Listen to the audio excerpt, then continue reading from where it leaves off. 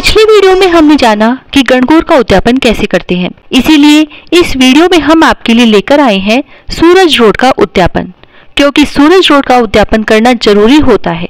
साथ ही इसके उद्यापन से पहले गणगौर का उद्यापन नहीं किया जा सकता है। सूरज रोड का उद्यापन पीहर की तरफ से होता है, तो आप शादी से पहले भी यह उद्यापन कर सकते हैं, नहीं तो फिर पीहर जाकर ही यह उद्यापन करें। सूरज रोड का उद्यापन होली से चैत्र शुक्ल पक्ष की तृतीया यानी बड़ी गणगौर के बीच किसी भी रविवार को किया जाता है। और इसके अलावा यह उद्यापन वैशाख मास में जब डोरे खोले जाते हैं उस दिन भी किया जा सकता है। तो आइए सबसे पहले जानते हैं उद्यापन सामग्री।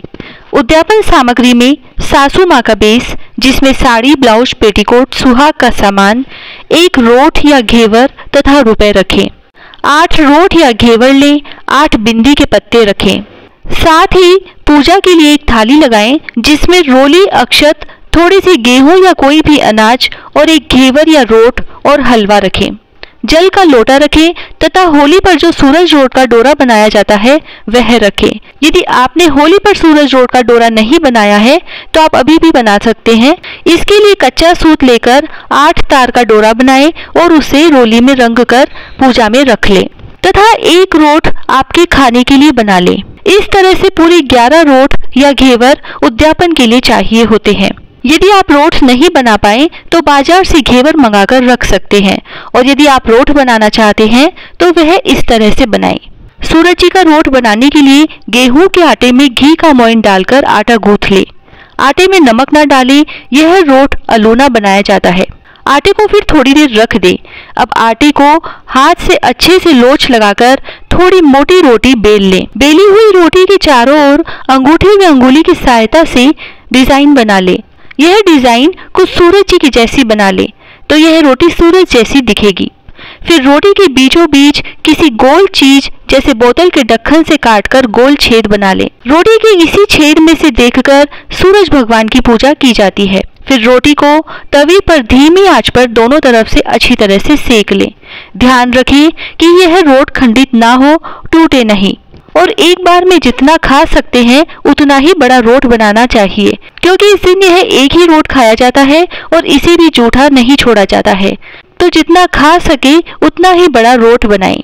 अब उद्यापन विधि से पहले हम जान लेते हैं इस व्रत और पूजा के कुछ नियम। इस व्रत में एक समय भोजन करके पूरे दिन निराहार रहते हैं।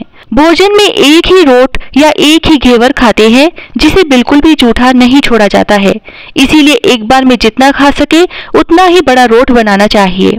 रोट बनाते समय ध्यान रखें यह खंडित ना हो, यानी टूटे नहीं, जैसा कि हम पहले भी आपको बता चुके हैं।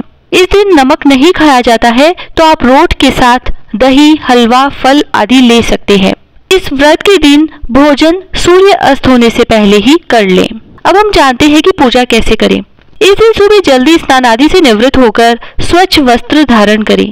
पहले ही दिन हाथों में मेहंदी लगा लें तथा उद्यापन के लिए 8 महिलाओं को पहले ही निमंत्रण दे दें, या फिर आप भोजन उनके घर भी भिजवा सकते हैं, जिसके लिए निमंत्रण देने की कोई आवश्यकता नहीं होती है। पूजा के लिए एक पाटे पर थोड़ी गेहूं रखकर गणेश जी को विराजमान करें तथा सूर्य भगवान की तस्वीर हो तो रखें, नहीं तो पाटे पर कुमकुम से सूर्य भगवान बना लें। फिर गणेश जी को तिलक करें, सूर्य भगवान को तिलक करके पूजा करें तथा पाटे पर 8 बिंदी लगाएं। स्वयं को तिलक करें, हलवे का भोग लगाएं। पूजा के रोट या घेवर को पास में रख दें, उसे तोड़े नहीं। फिर 8 गेहूं के दाने हाथ में लेकर सूरज रोट व गणेश जी की कहानी सुने। उसके बाद सूर्य को अर्घ्य दें। सूर्य को अर्घ्य देने के लिए व्रत करने वाली महिला उल्टे हाथ से रोट को पकड़कर उसमें से सूरज जी को देखती जाए तथा सीधे हाथ में कहानी की आंखें लेकर अर्घ्य दे। अर्घ्य देते समय कोई दूसरा सदस्य थोड़ा थोड़ा पानी डालते जाए। जो जल छोड़ रहा है यानी अर्घ्य के लिए पानी डाल रहा है, वह व्रत करने वाली से पूछे कि सूरज जी दिखा, यानी क्या सूर्य भगवान दिख रहे हैं। तब व्रत करने वाली जवाब दे, हाँ सूरज जी दिखा, दिखा सो ही टूटा, यानी हाँ सूरज भगवान दिख रहे हैं, वैसे ही हम पर कृपा करेंगे। इस तरह से 7 बार पूछे और 7 बार जवाब दे। यह जवाब घेवर या रोट में से सूरज को देखते हुए ही देना होता है।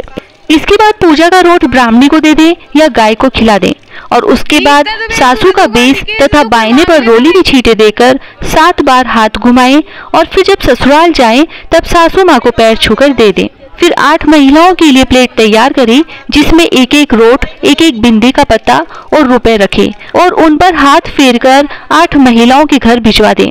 और यदि आप घर पर भोजन करवा रहे हैं तो रोट के साथ दही, हलवा या फल भी परोस सकते हैं। इस दिन भोजन अलुना ही करवाया जाता है।